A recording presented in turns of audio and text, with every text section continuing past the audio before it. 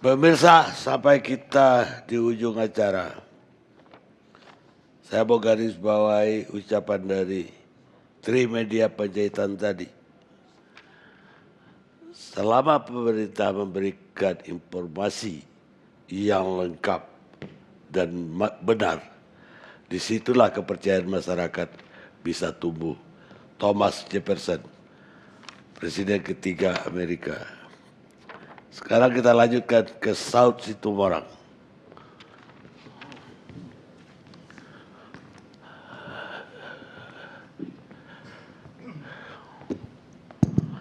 Terima kasih, selamat malam buat saudara-saudara sebangsa dan setanah air. Saya mau menyampaikan ada 6 poin.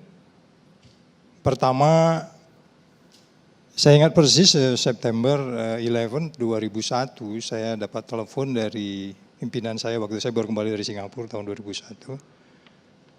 Hanya dia bilang begini, kamu lihat TV sekarang, CNN, apa kejadian? Waktu itu September 11 baru dihit oleh pesawat pertama. Saya langsung bisa menyimpulkan cepat siapa di belakang itu semua. Karena saya setahun sebelumnya sudah mengikuti, bahkan networknya sampai di Indonesia itu seperti apa.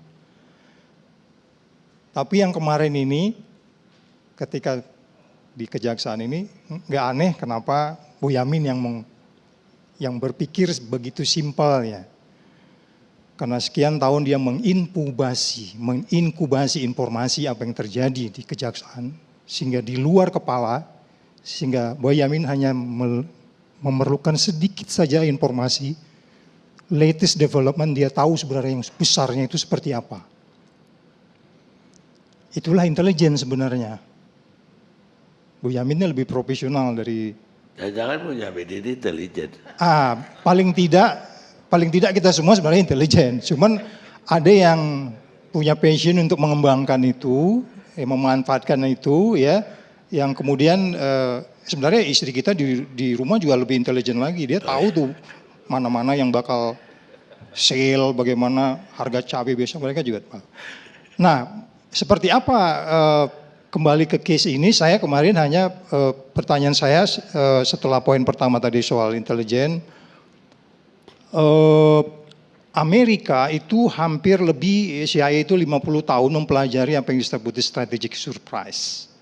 Strategic surprise itu adalah ketika kita perorangan atau negara ini atau instansi ini terkejut sesuatu, kemudian kita tidak bisa melaksanakan interest kita.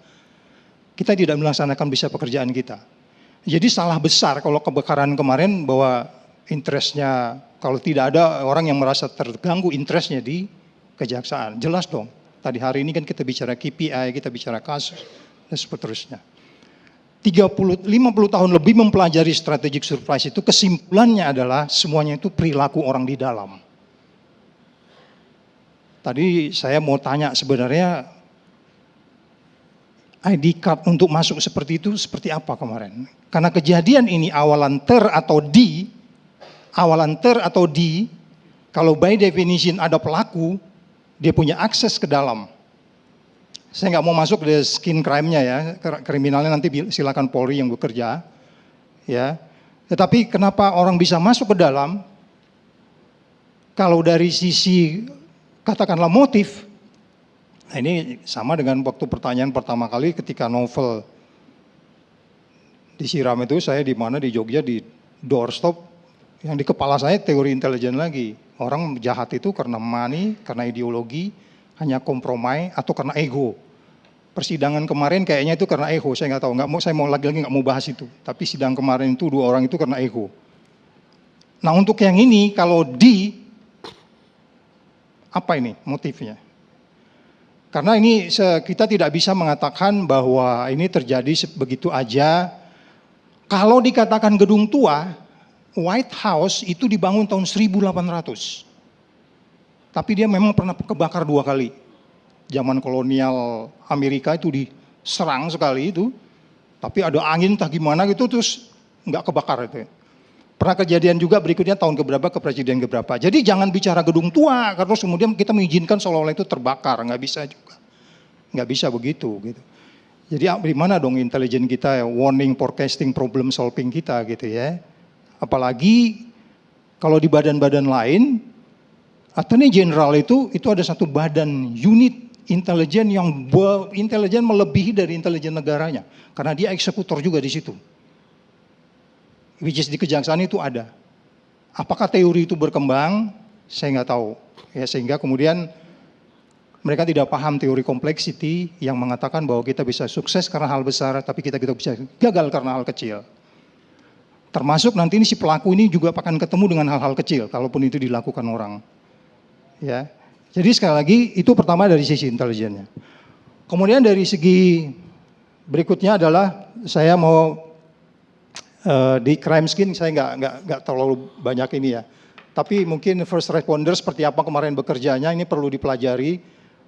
Tadi dikaitkan dengan yang disampaikan Pak Simajuta juga seperti apa mereka harus di check and balance bekerjanya. Karena 2-3 institusi penegak hukum ini kan selalu bisa di framing tentang apa yang dilakukan terhadap institusi yang lain. Sama dengan KPK kalau nangkep polisi pasti ada begini.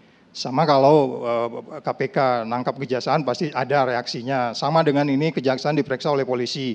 Itu framing-framing itu pasti ada. Jadi apakah perlu nanti ahli yang mungkin berada di tengah-tengah itu kita lihat aja semuanya sehingga benar-benar transparan apa yang terjadi gitu. Kemudian berikutnya yang ketiga, koruptor fight back. Saya bisa mengatakan ini juga koruptor fight back. Koruptor fight back itu macam-macam. Dimulai dari sangat yang sederhana, memindahkan orang, mengancam orang, sampai terakhir seperti yang kita lihat ini. Jadi jangan terlalu linear juga melihat ini. Jangan terlalu linear juga. Bisa jadi koruptor fight back ini memakai orang dalam, ada trojan di dalam bisa juga. Jadi kalau kemarin ada ID card, kemudian sistemnya masih jalan, siapa yang terakhir meninggalkan itu bisa dilihat nanti. Kan itu klik bisa dilihat siapa yang keluar, polisi pasti lebih tahu. Dalam hal ini penyidik. Koruptor fight back jangan dianggap ini sederhana karena mereka juga tidak suka.